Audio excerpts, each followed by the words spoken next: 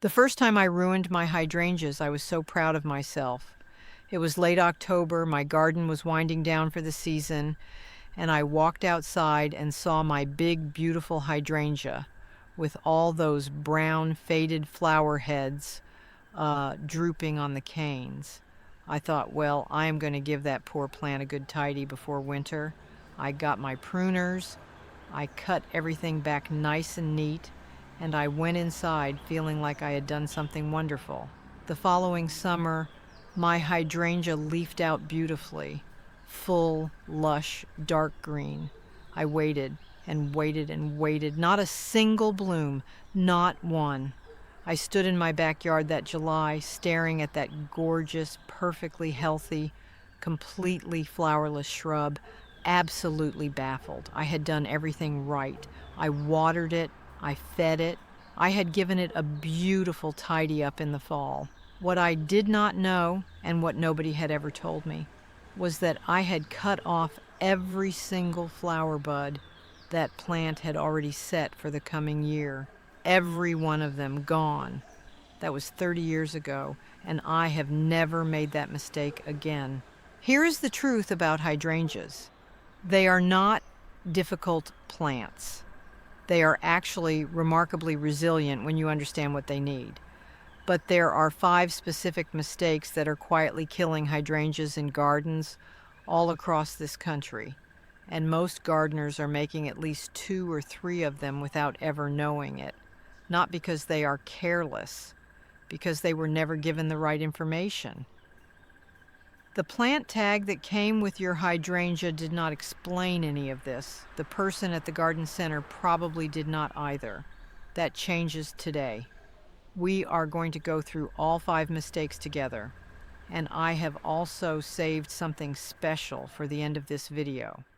A complete guide to changing the actual color of your hydrangea blooms using nothing but soil chemistry. Blue flowers, pink flowers, purple flowers, all from the same plant. That section alone is worth staying for, so please watch all the way through. If you are new here, welcome to The Gardening Grandma. Hit that subscribe button right now so you never miss a video. I post every week with honest, practical gardening advice.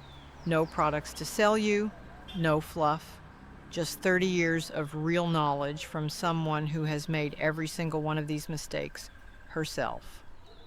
Now, let us talk about those 5 mistakes. Mistake 1, the wrong container, and why size matters more than you think. Hydrangeas are one of the most popular container plants in America, and I completely understand why.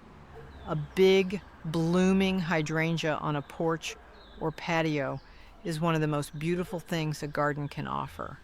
But here is what most gardeners never discover until the damage is already done. Hydrangeas have expansive, fibrous root systems that need real room to grow. When you put one into a pot that is too small, the roots circle, they run out of space, and the plant simply stops performing. The minimum I recommend is a container that is 18 to 24 inches in diameter with genuine depth, not just width. Those roots push down as well as out. If you are standing in the garden center looking at a pot and thinking it seems about right, my dear, it is probably too small. Go bigger. In 30 years of gardening, I have never once heard a gardener say they regretted buying a pot that was too large.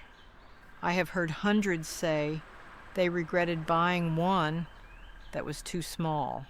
Material matters just as much, especially if your winters include hard freezes. Terracotta and unglazed ceramic are beautiful, but they are porous. They absorb moisture. When temperatures drop and that moisture inside the walls of the pot freezes and expands, the pot cracks. I have watched gorgeous terracotta shatter overnight in a single hard freeze, leaving roots completely exposed to the cold air. For any container that stays outdoors through winter, choose food-grade plastic, fiberglass, or thick-walled resin. Lighter to move, frost-resistant, and they will last you many seasons. My rule now is simple. Big pot, real drainage holes, and no unglazed clay if you are anywhere near a freezing winter. Mistake 2, the wrong soil. Why your garden bed and your container need completely different things. This is the mistake I see educated, experienced gardeners make, and it almost always comes from trying to save money in the wrong place. Here is what most gardeners never discover until the damage is already done. Native yard soil, no matter how rich and dark and beautiful it looks in the ground, will slowly suffocate a hydrangea in a container. In your garden bed, that same soil is surrounded by worm tunnels, air pockets, and organic pathways that keep it loose and oxygenated. The moment you put it into a rigid pot, those channels collapse. The clay compacts, drainage fails, and the roots begin to suffocate. Because roots breathe, my dear, just like we do. They need oxygen just as much as they need water. Always use a high-quality potting mix made for container growing. A good mix has bark fines, perlite, and sometimes coconut coir blended together to hold some moisture while still draining well and keeping air moving through the root zone. That structure is what makes the difference. Now let us talk about fertilizer, because this is where I see an equally costly mistake being made. High nitrogen fertilizers, anything with a dramatically elevated first number on the label, or fresh animal manure, will push your hydrangea to grow the most enormous, lush, gorgeous green leaves you have ever seen. Your neighbors will stop and compliment you, but the plant will not bloom. Nitrogen drives vegetative growth at the direct expense of flower production. I have talked with gardeners who fertilized carefully all season and wondered for 2 full years why their hydrangeas refused to flower. The answer was sitting right there on the fertilizer bag. My rule now is simple. Use a balanced, slow-release fertilizer in early spring, stop feeding after midsummer, and stay away from anything designed for lawns. Mistake 3, the wrong location. And why moving an established plant costs you 2 full seasons. Location is everything with hydrangeas, and the heartbreaking thing about this mistake is that by the time you realize you have made it, the plant has usually been in the ground for a full season already. Moving an established hydrangea is hard, stressful work for the plant and for you, so let us get this right from the start. Here is what most gardeners never discover until the damage is already done. Most hydrangeas, the big leaf varieties, the mountain hydrangeas and the oak leaf types, want what I describe as a morning sun, afternoon shade situation. 4 to 6 hours of direct morning light, then protection from the hot afternoon. Without enough light, the plant simply cannot generate the energy it needs to produce flower buds. I have seen beautifully healthy hydrangeas planted on the shaded north side of a house that never bloomed a single time in 3 seasons. Deep shade keeps the leaves looking lovely, but the plant has no energy surplus for flowers. On the other side, too much direct afternoon sun, especially for those of you gardening in the south, will scorch those large, thin leaves faster than the roots can push water through the stems. Planting depth matters just as much. Set your hydrangea so the top of the root ball sits about 1 inch above the surrounding soil, not flush with the ground and never lower. Every time you water, soil settles. If that settling buries the stem collar, the sensitive zone where the stem meets the root system, you create wet, low oxygen conditions that invite root rot. My rule now is simple. East-facing beds are almost always perfect. Plant 1 inch high and never in a low spot where water naturally collects. Before we get to mistake number 4, I want to ask you something. Drop your U.S. state or your USDA hardiness zone in the comments right now. I read every single one. Knowing where you are growing shapes what I cover each week, and it helps me give you advice that actually fits your climate. Now, on to watering, because this one trips up even very experienced gardeners. Mistake 4. Watering wrong. The plant that looks thirsty while it is drowning. Here's what most gardeners never discover until the damage is already done. A hydrangea being overwatered will show you almost the exact same symptoms as one that is bone dry. Wilting, yellowing, failure to thrive. The reason is that waterlogged roots cannot absorb oxygen, and without oxygen they begin to die from the outside in. As the root system fails, the plant above ground cannot get water to its leaves, and it wilts, even while sitting in soaking wet soil. It is a cruel trick that confuses even gardeners who have been at this for years. The solution is deep, infrequent watering. Before you water, push a finger 2 inches into the soil. If it is still moist at that depth, wait another day. If it is dry, water slowly and thoroughly until it drains from the bottom of the container or runs off in the garden bed. This approach encourages roots to reach deeper into the soil where moisture stays stable, rather than staying shallow where it evaporates quickly. One more thing I need you to do differently. Water at the base of the plant, not over the top. Wet foliage is an open invitation for fungal disease. The 2 most common ones I see on hydrangeas, leaf spot and anthracnose, both thrive when leaves stay damp for extended periods.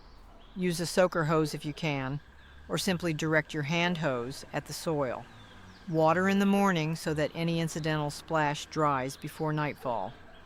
These 2 habits alone will dramatically reduce your disease problems. My rule now is simple. Check before you water. Water at the base. And make sure there is somewhere for that water to go. Mistake 5, pruning at the wrong time, the single biggest reason hydrangeas refuse to bloom. I saved this one for last because it is the most important. It is the mistake I made 30 years ago in October with my clean, sharp pruners feeling very helpful and very tidy. Here is what most gardeners never discover until the damage is already done. Certain hydrangeas set their flower buds in late summer on the very wood that just finished blooming. By August, those buds are already forming on the canes, sitting quietly, waiting for spring. When you cut those canes down in October, or tidy up the plant in March before new growth begins, you remove every single one of those buds. The plant will leaf out beautifully the following spring. It will grow vigorously all summer. It will just not bloom. And you will stand in your garden in July, completely baffled, wondering what went wrong. These are called old wood bloomers. The big leaf hydrangeas, Nico Blue, Endless Summer, Blushing Bride, are in this group, as are the oak leaf and mountain hydrangeas. If you have one of these varieties and it has not bloomed in years, improper pruning is almost certainly the reason. Not a soil problem, not a water problem. Pruning at the wrong time. For old wood bloomers, prune only in the window, immediately after flowering, from when the blooms fade until around the 1st of August. That is your window. After that, the buds are already forming, and you must leave the plant completely alone until the following summer after it blooms again. New wood bloomers are a completely different story. The panicle hydrangeas, limelight, little lime, bobo, and the smooth hydrangeas like Annabelle set their buds fresh each spring on new growth. You can prune these hard in late winter or early spring, right before the new growth begins, with no consequences to flowering whatsoever. My rule now is simple. Know your variety before you ever pick up your pruners. Old wood bloomers are pruned in summer, right after the flowers fade. New wood bloomers are pruned in late winter, and when you are not sure which type you have, leave it alone and do some research first.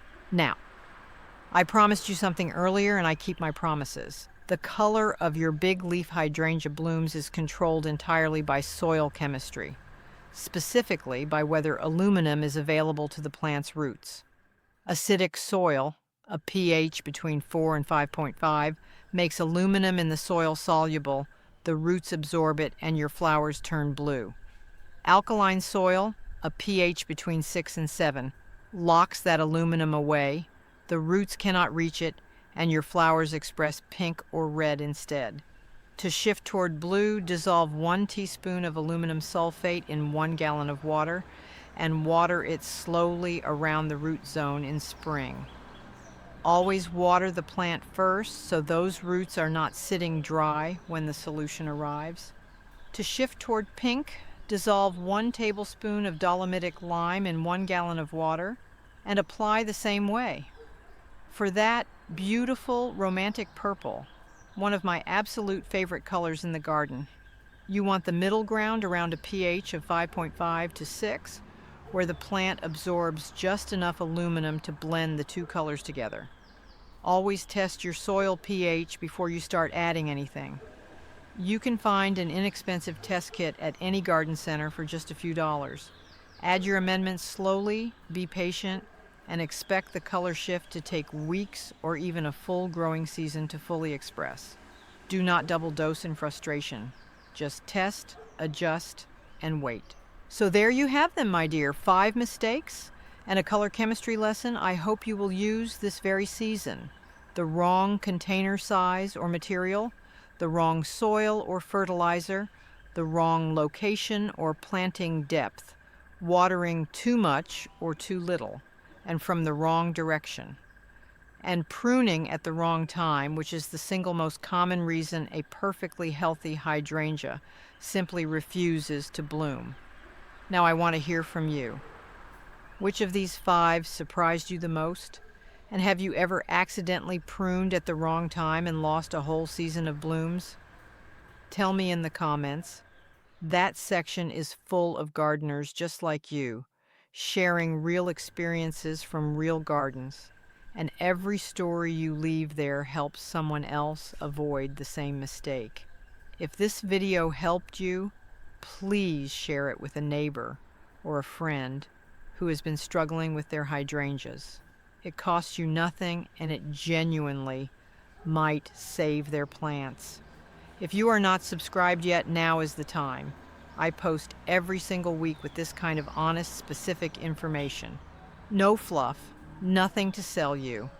Just real gardening knowledge that I wish someone had given me 30 years ago.